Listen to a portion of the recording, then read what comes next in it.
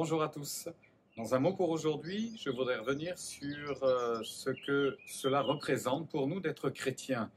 En effet, nous avons, et nous aimons le dire d'ailleurs, nous avons fait cette expérience du salut et ceci nous a rapprochés de Dieu et nous sommes fiers aujourd'hui de dire que nous sommes chrétiens. Derrière ce vocable chrétien, il y a évidemment la notion d'être enfant de Dieu et ceci, eh bien, nous sommes fiers également de le proclamer. Nous sommes enfants de Dieu. Nous avons été créés par Dieu. Nous sommes revenus à lui. Nous sommes retournés à lui. Et nous sommes heureux de l'avoir pour Père dans le ciel. Il est notre Père qui est aux cieux.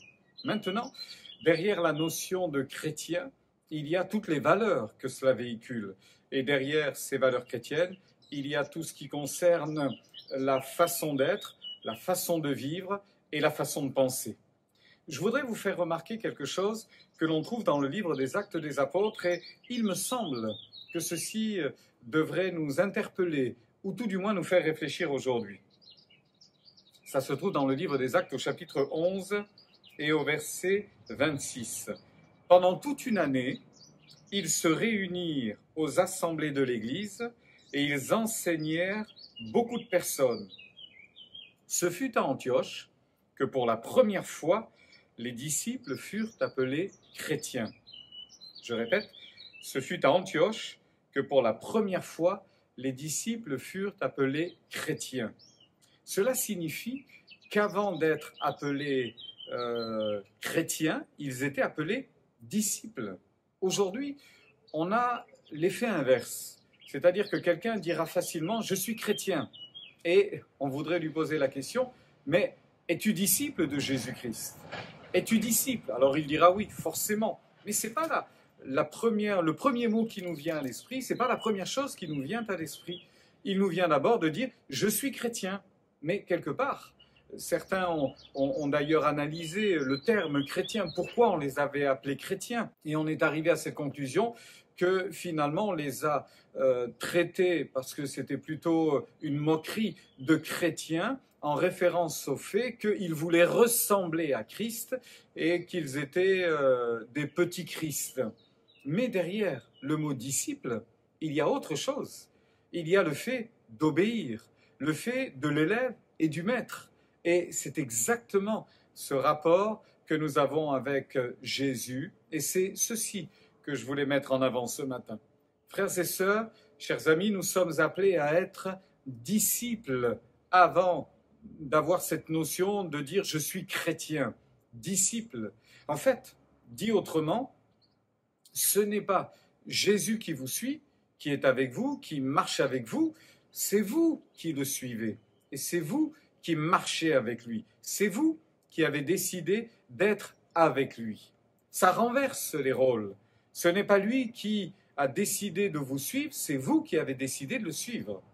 Et ça signifie également que vous avez décidé de lui obéir.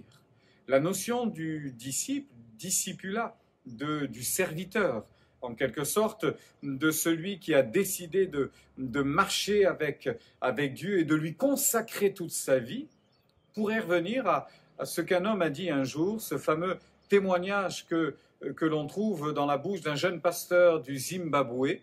Il sait, malheureusement, qu'il a été arrêté et qu'il va mourir. Il a été condamné à mort à cause de sa foi. Et voici ce qu'il dira juste avant d'être martyrisé. Les dés sont jetés. J'ai pris ma décision. J'ai franchi le point de non-retour. Je suis devenu disciple du Christ. Je ne regarderai plus en arrière. Je ne ralentirai plus ma course. Je n'essaierai de prendre aucun raccourci. Je ne me déroberai pas à mes responsabilités. Mon passé a été racheté une fois pour toutes.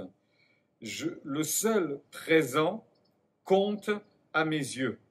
Quant à mon avenir, il est assuré par mon maître. J'en ai fini de vivre misérablement, de marcher sans espérance ni foi, dominé par la peur, sans vision ni rêve de joie.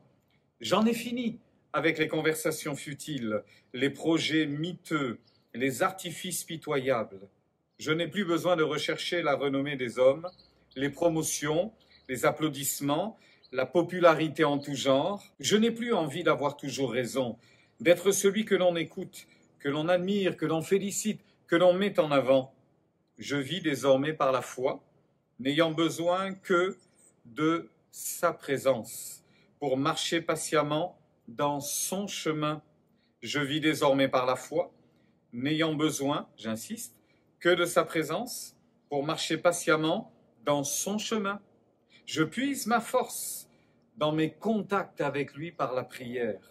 C'est lui qui me fait réussir dans les tâches qu'il m'a confiées. Voilà un résumé de ce que signifie être un disciple de Jésus. Que le Seigneur vous bénisse et que le Seigneur vous accorde une bonne journée bénie.